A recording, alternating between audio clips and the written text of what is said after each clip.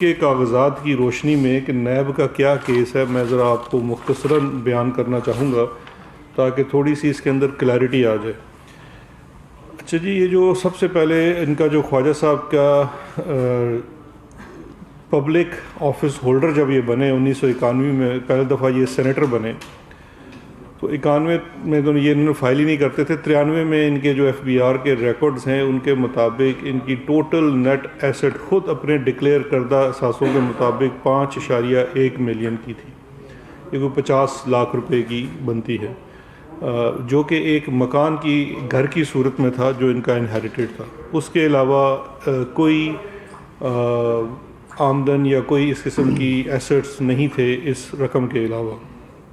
اس سے تھوڑا آگے جاتے ہیں، جو نیب کا بھی کرنٹ کیس ہے وہ کانٹیکسٹ بڑا آپ کے لیے واضح ہو جائے گا۔ 2013 میں جب مسلم لیگ نون کی دوبارہ حکومت آئی تو ایف بی آر کے مطابق ان کے اپنے کوئی جو ڈکلیئرڈ ایسٹس تھے وہ 12-13 ملین کے لگ بھگ تھے، جبکہ ان کی گروتھ جو ڈکلیئرڈ ایسٹس ہیں اس کے اندر جو خود آپ ڈکلیئر کر رہے ہیں وہ 118 ملین پہ چلی جاتی ہے۔ اب یہ جو ڈکلیئرڈ، اور یہاں پہ ایک پیٹرن ہے جو میں تھوڑی دیر میں آ کے آپ سے بات کرتا ہوں، جو دوسرے کیسز میں آپ دیکھیں گے، شہباز شریف کا کیس ہو یا رانا ثناء اللہ کا یا باقی جو ایسٹس کے کیسز ہیں، ان کے اندر ایک سیم پیٹرن ہے کہ آپ کی جو گروتھ ہے ایسٹس کے اندر، اس کی جب سورس دیکھی جاتی ہے، کیونکہ سارا اس میں چیز تو تفصیل میں ہے، جب آپ تفصیل میں جاتے ہیں تو کیا آپ دکھاتے ہیں کسی کی گروتھ ہونا 5 سال اقتدار میں رہتے ہوئے جب آپ 3 وزارتیں کر چکے ہیں، تو چلیں ماننے کی بات ہوگی کہ شاید کوئی وزارت میں رہے تو کوئی آپ کے اوپر جادوگری ہو گئی اور آپ بڑا اچھا ہو گئے، بڑے امیر ہو گئے، لیکن اس کی کوئی سورس کیا ہے، وہ اصل چیز یہ ہے۔ تو اب ان کی جو سورس تھی، میں اس کے اوپر آپ سے صرف 4 چیزیں آپ کو بتاؤں گا اور فیصلہ آپ پہ اور آپ کے توسط سے عام لوگوں تک چھوڑ دوں گا کہ یہ ایسا حسن اتفاق عام آدمی کے ساتھ کیوں نہیں ہوتا۔ پہلی کوئی 14 کروڑ کے لگ بھگ کی سورس ہے ان کی تنخواہ کی، جو دبئی میں ان کو ملتی تھی۔ اب میرے بھائیو، آپ نے کنفیوز نہیں ہونا، خواجہ صاحب دبئی ہرگز نہیں تھے، وہ پاکستان میں ہی ہوتے تھے۔ 2013 سے لے کے 2018 تک وہ واٹر اینڈ پاور کے وزیر رہے، پھر اس کے بعد وزیر دفاع بن گئے اور آخر میں وزیر خارجہ بنے۔ اس اثناء میں وہ 50,000 روپیہ درہم ماہانہ پہ بقول ان کے خود، اور جو انہوں نے ایف بی آر کو ڈکلیئر بھی کیا، وہ ملازم تھے دبئی میں، اور انہیں بقول خواجہ آصف کے خود 50,000 روپیہ درہم ماہانہ تنخواہ ملتی تھی، جو پاکستانی روپوں میں اگر آپ اس کو کیلکولیٹ کریں تو کوئی 22 لاکھ روپے کے لگ بھگ بنتی ہے۔ پہلا سوال تو یہ ہے کہ یہ اتنی اچھی کمپنی تھی کہ خواجہ صاحب یہاں پہ دن رات آپ کی خدمت کر رہے تھے، یہاں پہ بڑے بڑے پروجیکٹس لگ رہے تھے، بجلی کی کمی جو تھی وہ پوری ہو رہی تھی، پھر اس کے بعد ان کی خدمات کو سامنے رکھتے ہوئے ان کو وزارت دفاع بھی دے دی گئی، اور پھر وزارت خارجہ میں بھی وہ اپنے خدمات سر انجام دیتے تھے، سیاسی ایکٹیویٹیز اس کے علاوہ تھی۔ لیکن یہ اتنے ہونہار اور محنت کش تھے کہ رات کے اندھیرے میں چھپ چھپ کے مشاورت دیتے تھے اس کمپنی کو جو ان کو 22 لاکھ روپیہ ماہانہ تنخواہ دیتی تھی۔ اب دیکھیے، قانون اگر آپ اپنے سامنے رکھیں تو قانون کے مطابق آپ اگر وزیر ہیں تو چلیں شاید آپ کوئی سائڈ جاب کر سکتے ہیں یا بزنس کر سکتے ہیں، لیکن اصل چیز یہ ہے کہ اس کا ثبوت ہونا چاہیے۔ اب وہ جو 14 کروڑ روپے دکھائے جا رہے ہیں سیلری کی مد میں، اس کا ثبوت کیا ہے؟ آپ سارے بھائی صحافی ہیں، میرا خیال ہے کوئی 20-25 ہزار روپے سے لے کے 50-60 لاکھ روپے تک تنخواہیں ہوتی ہیں صحافت میں۔ میرا نہیں خیال کہ آپ میں سے کسی کو بھی کیش ملتا ہے، سب کو آپ کے اکاؤنٹ میں آپ کے امپلائر کی طرف سے پیسے دیے جاتے ہیں۔ سب سے زیادہ تو اچھا ادارہ جو ہے یہ بیٹھے میرے ثناء اللہ بھائی، کیش آتا ہے ان کے ادارے کی طرف سے آ جاتا ہے، آپ کے اکاؤنٹ میں آ جاتا ہے۔ دنیا کے کسی بھی آپ ملک میں چلے جائیں، وہاں پہ آپ کی جو سیلری ہے وہ آپ کے سیلریڈ اکاؤنٹ میں جاتی ہے، دینے والا جو ہے وہ اس کو اپنے اکاؤنٹ سے آپ کے اکاؤنٹ ٹرانسفر کرتا ہے۔ بہت کم جگہوں پہ ہوگا کہ شاید آپ کو تھرو چیک دے دیا جائے۔ اب یہ واحد کیس ہے پوری دنیا کا کہ 22 لاکھ روپیہ ماہانہ سیلری کا ثبوت مانگیں تو وہ کہتے ہیں نہیں وہ مجھے کیش دیتے تھے. ایک ثبوت نہیں ہے کہ آپ کی تنخواہ جو ہے، ہمارا دیکھیے قانون یہ نہیں کہتا آپ تنخواہ نہیں لے سکتے، بالکل لے سکتے ہوں گے. کانفلکٹ آف انٹرسٹ تو ایک الگ چیز ہے نا کہ آپ وزیر دفاع ہوتے ہوئے وہاں کون سی دے رہے ہیں، یا وزیر خارجہ ہوتے ہوئے کون سی آپ کنسلٹنسی دے رہے ہیں، وہ تو ایک الگ بحث ہے، اس کو ایک لمحے کے لیے چھوڑ دیجئے.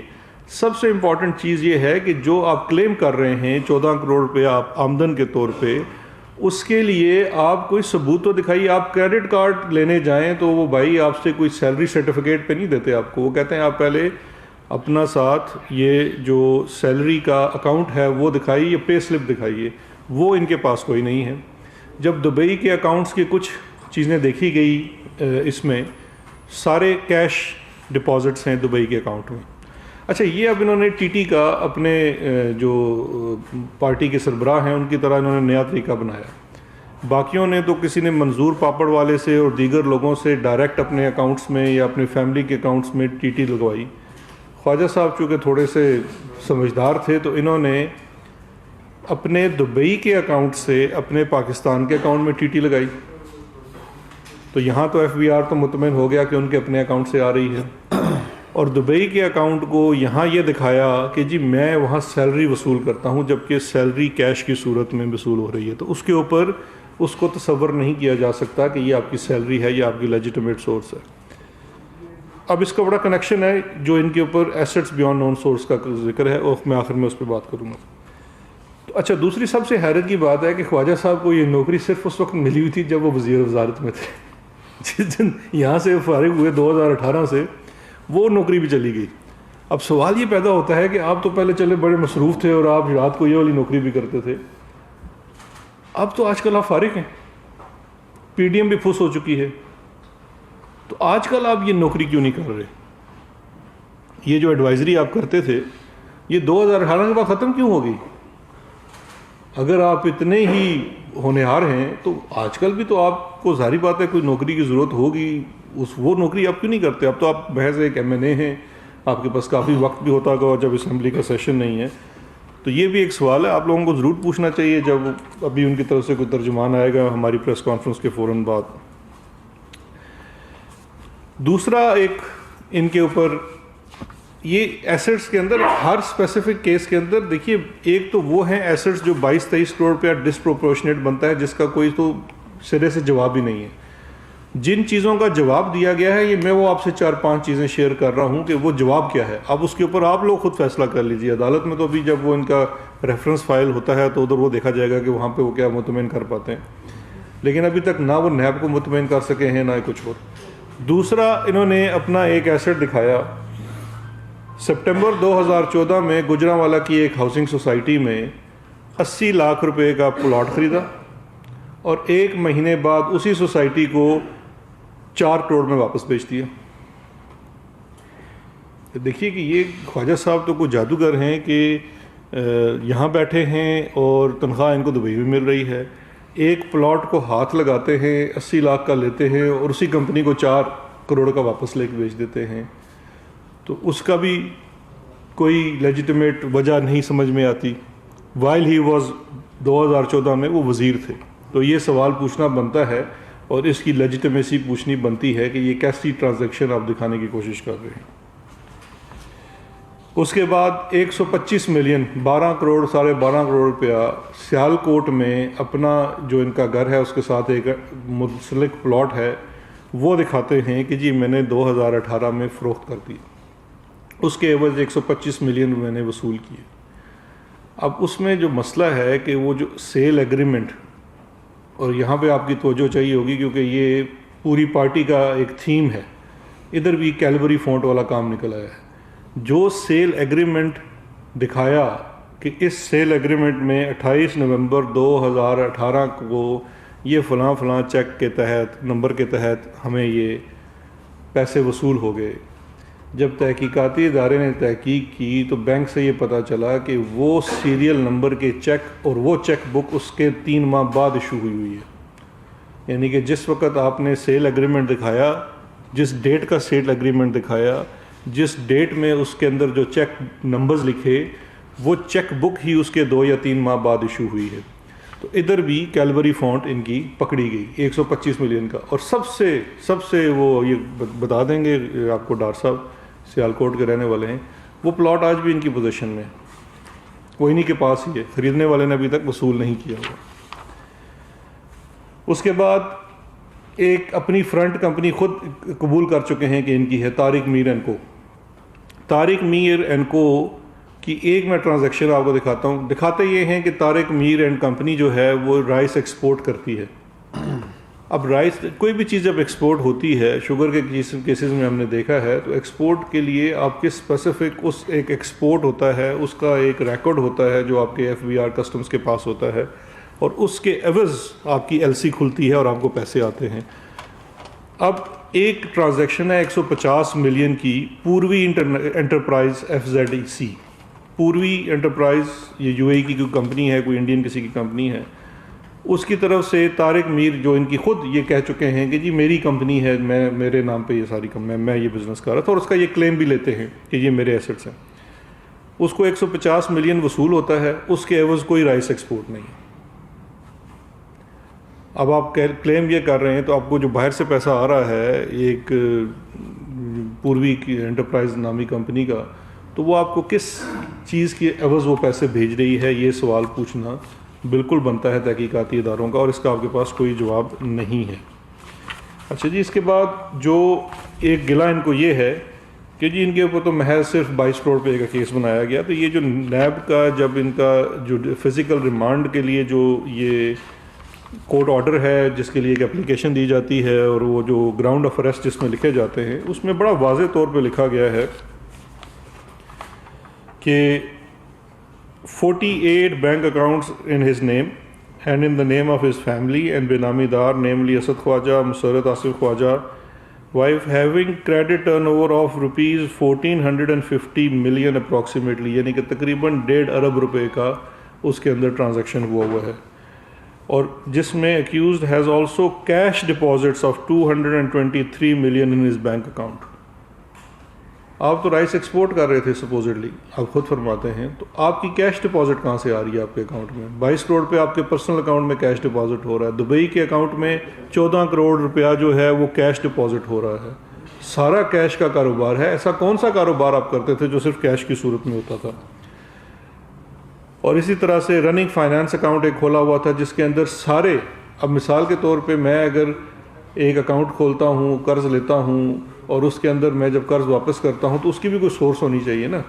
507 ملین ڈپازٹ ہوئے ہیں اسی کمپنی کے 2009 سے لے کے 2018 میں, 507 ملین سارے کیش میں, اور ان تمام کیش ٹرانزیکشنز کا کوئی جواب نہیں ہے. اب یہ ایک بڑا پیٹرن ہے, اور یہ پیٹرن کدھر ہے کہ یہ صرف اس کیس کے اندر موجود نہیں ہے, یہ تقریباً تمام کیسز کے اندر ہم دیکھتے ہیں. چاہے قصہ آپ شروع کریں, یہی طریقہ واردات اسحاق ڈار کا تھا. اسحاق ڈار کا جو اگر آپ دیکھیے 1992 میں جب انہوں نے قاضی فیملی والا معاملہ کیا, $15 ملین جو تھے وہ کیش ڈپازٹ کرا کے اور اسی کے عوض لون لے کے اور اسی کو ان کے جو پاسپورٹس کو مس یوز کر کے وہ ساری منی لانڈرنگ کی گئی. پھر صدیقہ سید نامی ایک بحرینی نیشنل خاتون کے نام کے اوپر $18 ملین ان کا ID استعمال کر کے, اور یہ اسحاق ڈار نے خود اپنے اقبالی بیان میں کہا تھا 90s میں جب انہوں نے یہ بیان دیا تھا کہ مجھے یہ پاسپورٹ شہباز شریف نے دیا تھا کہ اس کے نام کے اوپر اکاؤنٹ کھلوا لو, وہ آپ کے سامنے موجود ہے. پھر 2011 میں ابھی ریسنٹلی جو ریولیشن ہوئی ہے, ناصر لوتا جو کہ UAE کے نیشنل ہیں, بزنس مین ہیں, ان کے نام کو مس یوز کرتے ہوئے شریف فیملی کی چودھری شوگر مل کے اندر $5 ملین کی ٹرانزیکشن دکھائی گئی جس کے عوض شہر اس کے نام دکھائے گئے. اور اس چیز کو وہ اپنے پورے سٹیٹمنٹ میں, ریٹن سٹیٹمنٹ میں بھی اور 164 کی سٹیٹمنٹ بھی جھٹلا چکے ہیں کہ نہ ہی میری انویسٹمنٹ ہے اور نہ ہی میں نے ان کی شوگر انڈسٹری کے اندر, چودھری شوگر مل کے اندر کوئی پیسے اس قسم کے انویسٹ کیے ہیں. اسی طرح سے جو ہمارے دوسرے محترمہ ہیں مریم نواز صاحبہ 800 ملین کی پیمنٹ جو ان کو وایا اپنے والد نواز شریف، جن کو 1 بلین سے زائد کی پیمنٹ ٹی ٹی کی صورت میں ہل میٹل اسٹیبلشمنٹ سے آئی تھی، وہ بھی یہی طریقہ واردات تھا کہ پیسے کو گھما کے باہر سے لایا جاتا ہے اور اس کو اپنے لیجیٹمیٹ ایسٹ شو کرنے کی کوشش کی جاتی ہے۔ حالیہ کیس جس میں شہباز شریف کی گرفتاری ہوئی، حمزہ شہباز بھی اس میں گرفتار ہے، سلمان شہباز بھاگا ہوا ہے، جو شہباز شریف فیملی کا ٹی ٹی کا کیس ہے، اس میں بھی 15 ملین ڈالرز کی ٹی ٹیز لگی ہوئی ہیں جو یو اے ای اور انگلینڈ سے لگی ہوئی ہیں، اور کن لوگوں کے نام ہیں وہ منظور پاپڑ والا ہے، محبوب ریڈی والا ہے، اس قسم کے لوگ ہیں جن کی آئیڈینٹی استعمال کی گئی ہے۔ تو تھیم تقریباً سیم ہے کہ کس طرح سے ان ایسٹس کو لیجیٹمیٹ کرنے کی کوشش کی جا رہی ہے۔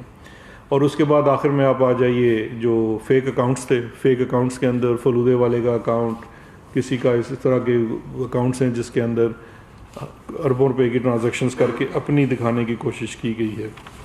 اور اب ان سب کے اندر ایک پیٹرن سیم ہے، اور وہ پیٹرن یہ ہے جو میرے بھائی شروع میں بھی بات ہم کر رہے تھے کہ یہ جو ایسٹ بیانڈ نون سورس ہے یہ پبلک آفس ہولڈر کے لیے کیوں ہے؟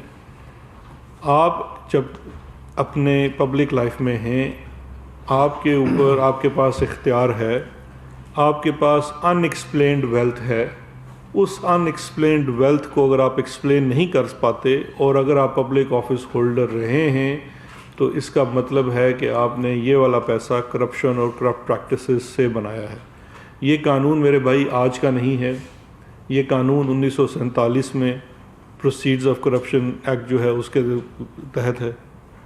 پھر آپ کا یہ قانون احتساب بیورو کا پہلے جو 96 میں بنا، 95 میں جب نجم سیٹھی صاحب تھے اور رشاد حقانی صاحب آئے تھے کیئر ٹیکر دور میں، اسی کو آرڈیننس آیا اور اس آرڈیننس کو بعد میں اڈاپٹ کیا نواز شریف کی جب گورنمنٹ آئی، اور انہوں نے احتساب ایکٹ بنایا جس کے تحت احتساب بیورو بنا، اور اس کی پھر تازہ صورت تھی جو نیشنل اکاؤنٹیبلٹی آرڈیننس 99 کی صورت میں آیا۔ تو یہ کوئی آج کا قانون نہیں ہے، یہ پاکستان تحریک انصاف نے نہیں بنایا ہے۔ اور اس کے بعد یہ تمام سیکشنز آف لاء جو ہیں اور ایسٹ بیانڈ نون سورس ہے، یہ اگر آپ بڑا ایک مشہور کیس ہے اسفند یار ولی کا کیس، سن 2000 کی رپورٹڈ کیس ہے، جس کے اندر نیب کے قانون کی لیجیٹمیسی کو چیلنج کیا گیا تھا، اور یہ تمام چیزیں لارجر بینچ تھا، 9 ممبرز کا تھا شاید یا 7 کا تھا، انہوں نے اس کو اپ ہولڈ کیا تھا انکلوڈنگ دس سیکشن۔ اور پبلک آفس ہولڈر کے پاس اگر ان ایکسپلینڈ ویلتھ ہے تو اس کی پریزمپشن قانون کی یہ ہے، اور یہ قانون کو میں نے نہیں بنایا ہوا یا پاکستان تحریک انصاف نے نہیں بنایا، جتنی پاکستان کی عمر ہے اس وقت سے قانون ہے، اس کا مطلب یہ ہے کہ یہ کرپشن اور کرپٹ پریکٹسز سے اپنے اختیار کو مس یوز کرتے ہوئے پیسہ بنایا ہے۔ کیونکہ ہمارے وہ ممالک جہاں پہ ڈاکومنٹڈ اکانومی نہیں ہے وہاں کرپشن کے ڈائریکٹ ثبوتوں کو ڈھونڈنا مشکل ہوتا ہے، تو اس لیے یہ پریزمپشن لاء میں موجود ہے، اور یہ بڑی لیجیٹمیٹ پریزمپشنز ہے، اور انہی پریزمپشنز کے اوپر بہت سارے کیسز بنے ہیں اور پروف بھی ہوئے ہیں۔ تو اس لیے ابھی آپ سے ڈاکٹر صاحب بھی اس پہ کچھ تفصیل سے بات کریں گے، میں ایک آخری پوائنٹ ایڈ کرتا چلوں۔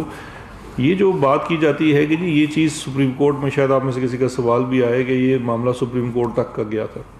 سپریم کورٹ کا فیصلہ بھی آپ اٹھا کے دیکھ لیں، اس کا شاید پیرا نمبر 8 ہے، 18 ہے، جس کے اندر بڑا واضح طور پہ لکھا ہوا ہے کہ سپریم کورٹ کے سامنے یہ معاملہ تھا مس ڈکلیریشن کا، کہ انہوں نے اپنا اقامہ ڈکلیئر کیا تھا یا نہیں کیا تھا۔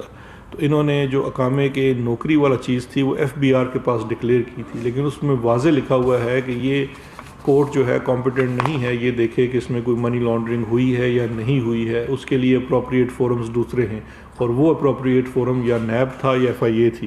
تو یہ نیب نے انویسٹیگیشن کی ہے، ویلڈ انویسٹیگیشنز ہوئی ہیں، انہی انویسٹیگیشن کی صورت میں خواجہ آصف کو انویسٹیگیشن کے پروسیس میں تعاون اور اسسٹنس نہ کرنے کی وجہ سے گرفتار کیا گیا ہے، تاکہ یہ کیس جو آپ لوگوں کا کنسرن بھی ہوتا ہے کہ انویسٹیگیشن ہونے کے بعد اس میں پروسیکیوشن ہو اور پھر اس کا نتیجہ عدالت سے باہر نکلے۔ ڈاکٹر صاحب دیکھیں جی، اپوزیشن اور بالخصوص پی ایم ایل این خواجہ آصف کی گرفتاری پہ یہ تاثر دینے کی کوشش کر رہی ہے کہ حکومت شاید کسی قسم کی پولیٹیکل وکٹمائزیشن کر رہی ہے، میں میڈیا کے قوم کے سامنے یہ رکھنا چاہتا ہوں کہ میں نے خود گزشتہ 4 سال خواجہ آصف کے ساتھ آئینی اور قانونی جنگ لڑی. الیکشن کمیشن آف پاکستان میں بھی میں گیا, اسلام آباد ہائی کورٹ میں بھی کیس پٹ کیا, وہاں سے وہ نہل بھی ہوئے. اور جیسے شہزاد اکبر صاحب کہہ رہے تھے سپریم کورٹ آف پاکستان سے جو خواجہ صاحب کو ریلیف ملتا ہے وہ بنیادی طور پہ جو مس ڈیکلریشن کا کیس تھا جس میں اقامہ تھا, ان کے اکاؤنٹس تھے, اور ایک اکاؤنٹ باقاعدہ ڈکلیئرڈ نہیں تھا لیکن عدالت نے اسے اومیشن قرار دیا کہ شاید یہ ڈورمنٹ ہے تو اس لیے انہیں ریلیف مل گیا.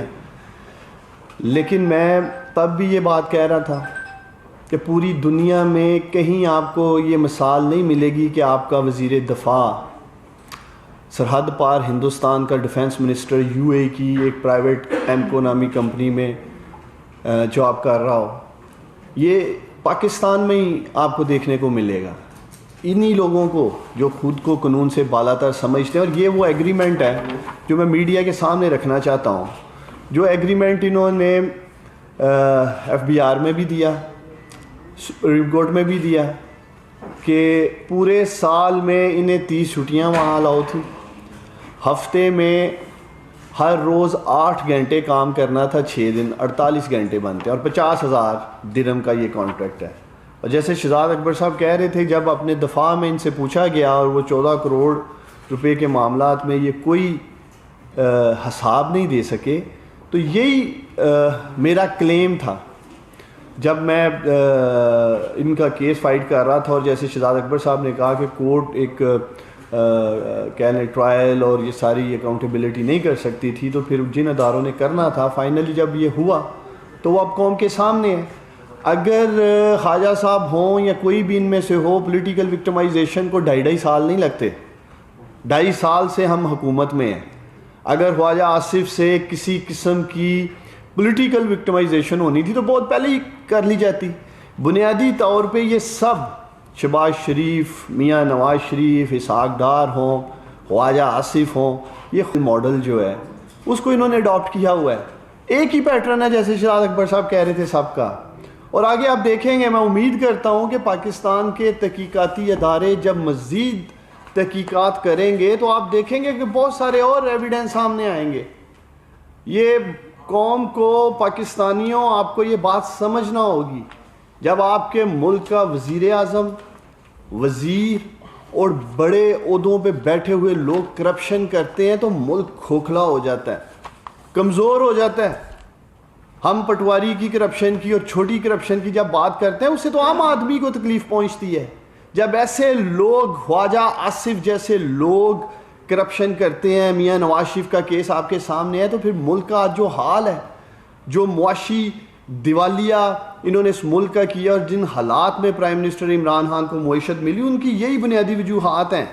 یہی وہ لوگ ہیں جو لوٹ مار میں ملوث رہے, اور یہی ہم بات کہتے رہے, پرائم منسٹر عمران خان صاحب بات کہتے رہے کہ میں انہیں NRO نہیں دوں گا.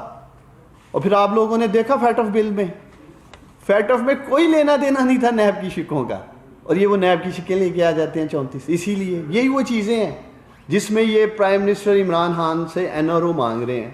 اور میں امید کرتا ہوں, میں نے پہلے بھی پرے کی تھی کہ خواجہ آصف ہوں, یہ جتنے بھی یہ لوگ ہیں, اگر ان کو اکاؤنٹیبلٹی پروسیس پہ کہیں بھی, ہم انہیں پہلے بھی دعوت دے چکے ہیں, پھر آ کے بات کریں. کسی بھی مہذب معاشرے میں اکاؤنٹیبلٹی ہونی چاہیے, اس سے کوئی انکاری نہیں ہے. لیکن خدا را جب آپ لوگ اپنے دفاع میں کوئی چیزیں نہیں لاتے, جیسے آج یہ اپنے دفاع میں کچھ نہیں لا پا رہے ہیں اور اس کو کہتے ہیں پولیٹیکل وکٹمائزیشن ہو رہی ہے. اسحاق ڈار صاحب کا انٹرویو پوری قوم کے سامنے ہے ہارٹ ٹاک کے اوپر, کہتے ہیں جی مجھے میڈیا بلائے گا یا پاکستان کی عدالتیں بلائیں گی, میں ثبوت دوں گا. آپ میڈیا کے لوگ بیٹھے ہیں, بتائیں اسحاق ڈار صاحب نے اپنے دفاع میں کچھ دیا ہے؟ ان سے جب مانگا گیا جی پولیٹیکل وکٹمائزیشن ہو رہی ہے. اسی طرح میاں صاحب, تو میں امید کرتا ہوں خواجہ صاحب اپنا کیس, اپنی قانونی جنگ لڑیں گے, اپنا پورا دفاع کریں گے. لیکن اگر یہ سمجھتے ہیں کہ ان باتوں سے یہ عوام کو گمراہ کر لیں گے, جیسے شہزاد اکبر صاحب نے سارے حقائق سامنے رکھے ہیں, اور میں میڈیا کو دعوت دیتا ہوں آپ سیالکوٹ میں آئیں, سیالکوٹ کے گلی محلوں میں جائیں, پوچھیں آپ کو پتہ چل جائے گا خواجہ صاحب کا تو کوئی بزنس ہی نہیں ہے. اور جس طرح کے اثاثے سامنے آ رہے ہیں, سیال کوٹ کے امیر ترین شخصیات میں ان کا شمار ہو رہا ہے. سیال کوٹ کی 3 نسلیں محنت کر کے وہ اثاثے نہیں بنا سکیں جو خواجہ صاحب نے بنائے ہیں. تو میں امید کرتا ہوں خواجہ صاحب اگر آپ مجھے سن رہے ہوں گے تو آپ ضرور اپنا قانونی دفاع کریں گے, بجائے یہ تاثر دینے کے کہ کوئی پولیٹیکل وکٹمائزیشن کی جا رہی ہے. جی صاحب, یہ جو معاملہ سارے ہیں یہ تو کورٹ میں دینے والے ہیں اور آپ پریس میں دے رہے ہیں, کورٹ میں کیا دیں؟ دیکھیے 2 چیزیں ہیں. کورٹ یہ سوال بار بار آتا ہے کہ یہ معاملات تو کورٹ کے ہیں, لیکن دیکھیے یہ معاملات کورٹ کے ہیں اور اسی کے لیے ان کا اریسٹ ہوا ہے. لیکن یہ سوال آپ کا بنتا ہے مریم نواز صاحبہ سے, جنہوں نے ان کے اریسٹ کے فوراً بعد پوری ایک بچھاڑ کر دی تھی الزامات کی. تو یہ سوال تب بنتا ہے, ہم حکومتی ترجمان اور ان کو بڑا یہ شکوہ بھی ہے, ہم تو ان کے رسپانس میں آتے ہیں. یہ جب قوم کو یہ بتانے کی کوشش کرتے ہیں کہ جیسے جی بڑے شریف آدمی تھے, بڑے بھلے آدمی تھے اور ان کو خام خواہ اریسٹ کر لیا گیا. اب یہ اتنے ہی بھلے آدمی تھے تو مجھے یہ بتائیے, ابھی دیکھ لیے 2013 سے لے کے 2018 تک حکومت میں ہیں, تو جو اثاثے اس 5 سالوں میں بنائے ہیں وہ ایک اپارٹمنٹ لیا ہے کانسٹیٹیوشن ایونیو اسلام آباد میں. آپ سب کو پتہ ہے کہ وہاں کتنے کی اپارٹمنٹس ملتے ہیں. 4 کنال کا ایک فارم ہاؤس لیا ہے گلبرگ میں. محمود غزنوی روڈ سیالکوٹ میں ایک پلاٹ لیا ہے. سٹی ہاؤسنگ والا ایک پلاٹ انہوں نے لیا گجرانوالا میں. اربن پلاٹس لیے انہوں نے, یہ 100 وال اڑا 3 پلاٹس ہیں 42 ملین کے, اور ایک اپارٹمنٹ 8ویں فلور پہ لیا سکھ چین میں. اب 2018 کے بعد حکومت میں نہیں ہے, کتنے پلاٹ لے لیے, کتنے آپ نے اپارٹمنٹس لے لیے, کتنے گھر لے لیے.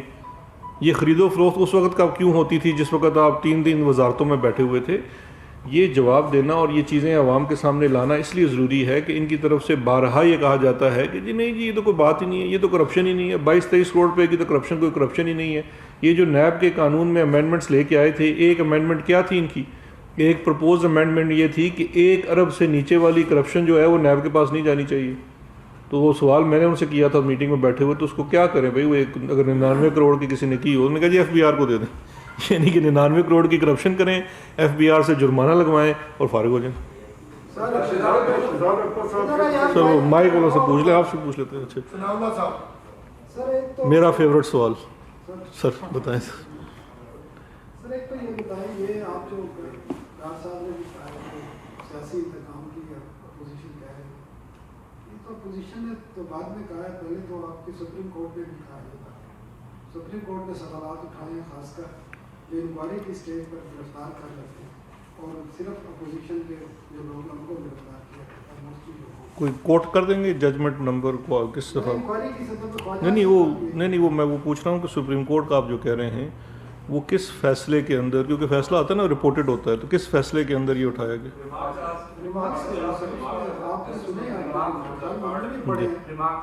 میں مجھے پتا تھا, میں اس لیے پوچھ ٹھیک. آج آپ کاؤنٹر کوسچن کر رہے ہیں, آپ کی باتیں الگ ہیں, ہم نے سن لی ہیں. نہیں سر آپ کریں. یہ بتا دیں کہ یہ تاثر کیوں جا رہا ہے. دوسری بات یہ ہے کہ آپ کا کیا تعلق ہے نیب کو. پچھلے 3-4 دن پہلے آپ کے 3 وزیروں نے پریس کانفرنس کی تھی اور انہوں نے یہی کہا کہ نیب سے حکومت کا کوئی لینا دینا نہیں ہے, آزاد خود مختار ادارہ ہے. یہ تمام انکوائریز کی کاپی آپ کے بارے میں پہلے بھی آیا تھا کہ آپ ان کے آفس میں وزٹ کرتے ہیں, بغیر آپ کی میٹنگز ہوتی ہیں, تو یہ کیا چکر ہے. دوسرا جو ہے یہ جو آپ نے کہا کہ انہوں نے گجرانوالا میں ایک پلاٹ لیا اور اسی پارٹی کو 80 لاکھ کا لیا, 4 کروڑ کا 4 لاکھ. آپ پروف کیسے کریں گے ان چیزوں کو نا, یہ آپ کو یا وہ سوسائٹی کے خلاف بھی ان کو بھی اریسٹ کرنا پڑے گا.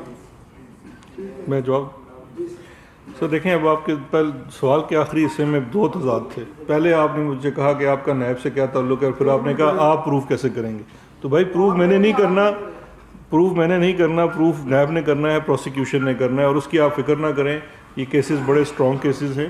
آپ نیب کی پرفارمنس دیکھ لیجئے, آپ میری بات پہ یقین نہ کیجیے, آپ ان کی جو 2019 کی اینول رپورٹ ہے یا 20 کی جو اینول رپورٹ ہے وہ اٹھا کے دیکھ لیجیے.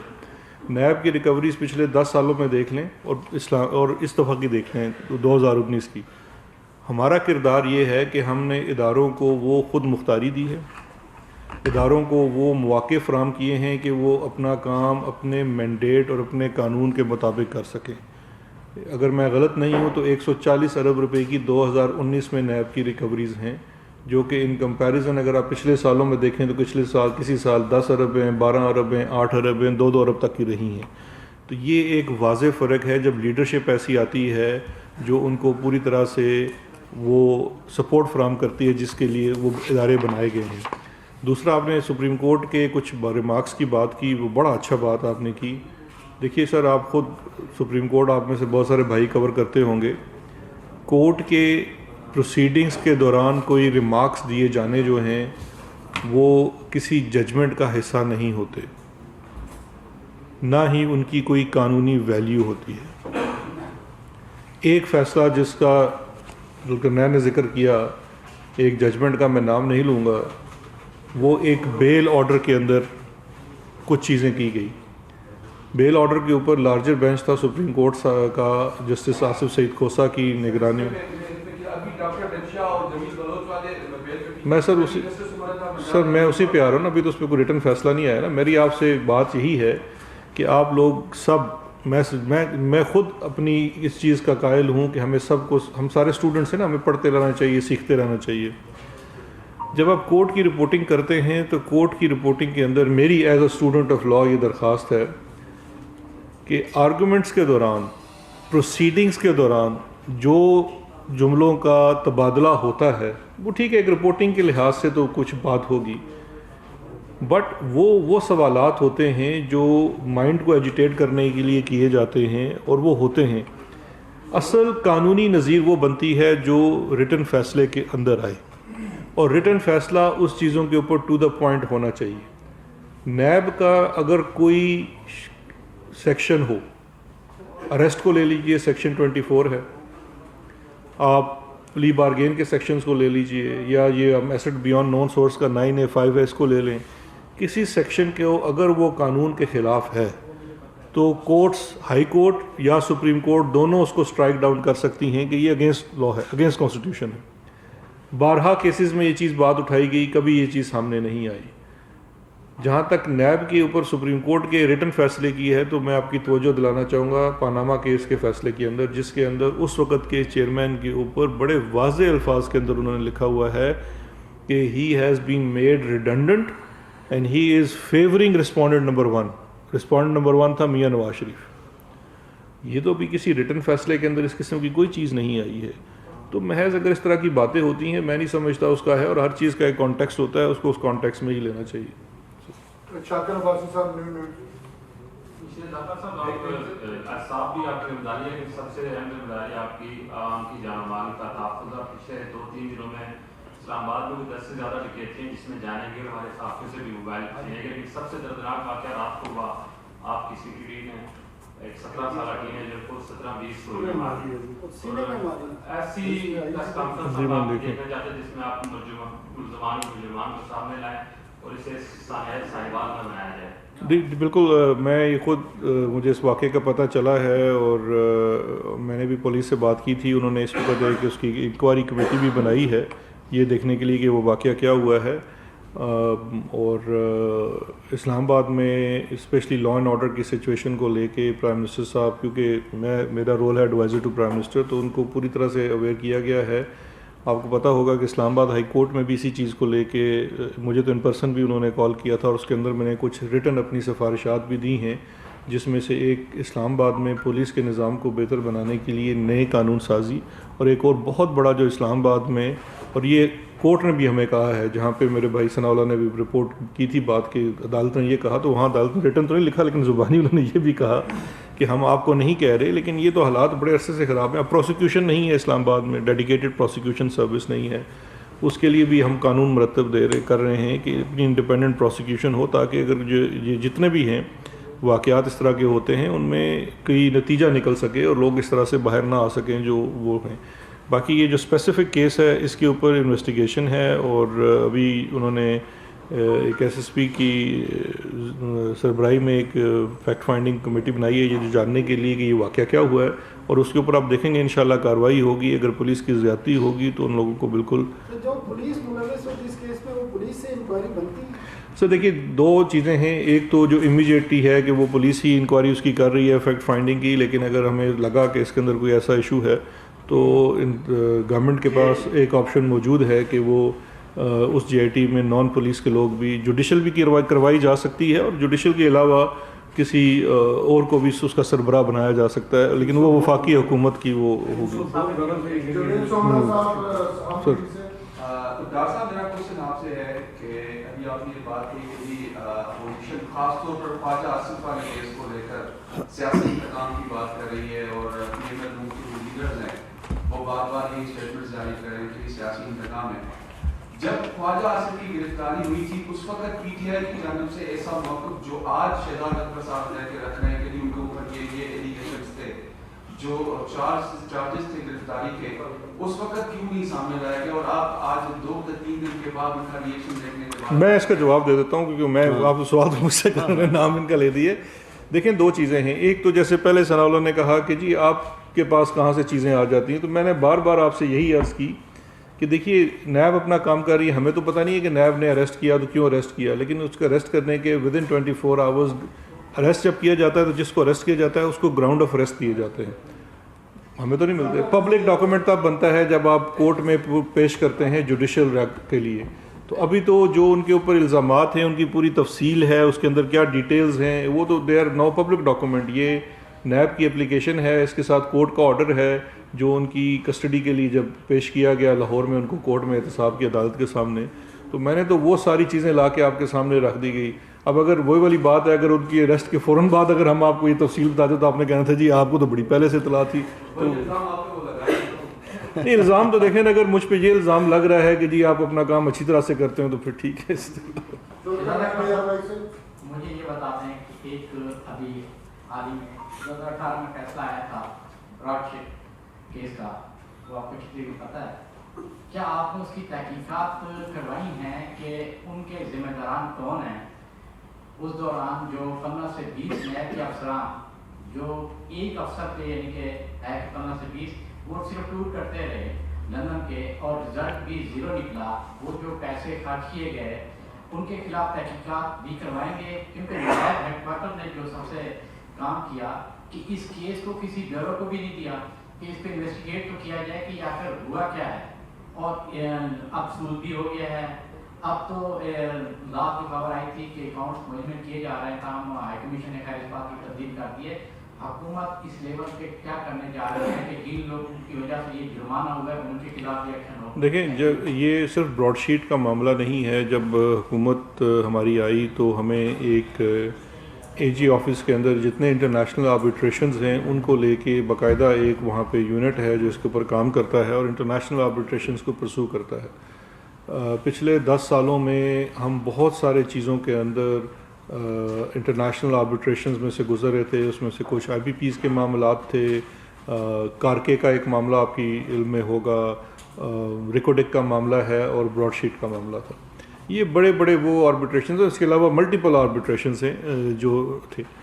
اب یہ آربیٹریشن میں تب چیز جاتی ہے جب آلریڈی آپ کے ہاں کوئی خرابی پیدا ہو چکی ہے، کانٹریکٹ ختم ہو گیا ہے، یا کئی ایسے معاملے ہیں جس میں سپریم کورٹ نے فیصلہ دے دیا کہ یہ کانٹریکٹ ختم کر دیا جائے، لیکن ان کی کچھ ایک انٹرنیشنل کونوٹیشنز بھی تھی۔ اب وہ انٹرنیشنل اس کے اوپر یہ آربیٹریشنز ہوئی۔ ہم تو جس وقت آئے تو یہ تو آربیٹریشنز مکمل ہو چکی تھی۔